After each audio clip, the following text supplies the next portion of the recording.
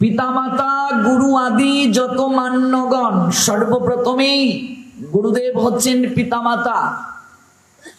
পিতা স্বর্গ, পিতা ধর্ম, পিতাহি পরমং তপ, পিতরে পৃথিমাপন্নে প্রিয়ন্তে সর্বদেবতা। পিতা স্বর্গ, পিতা ধর্ম, পিতা শ্রেষ্ঠ তপস্যা।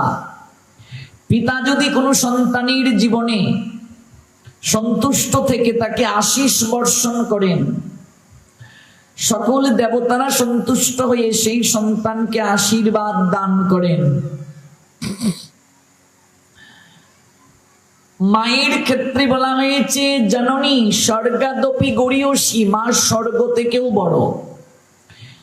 মাকে পরিক্রমা যদি কেউ করে, বিশ্ব ব্রহ্মাণ্ড পরিক্রমা তার করা হয়ে যায়।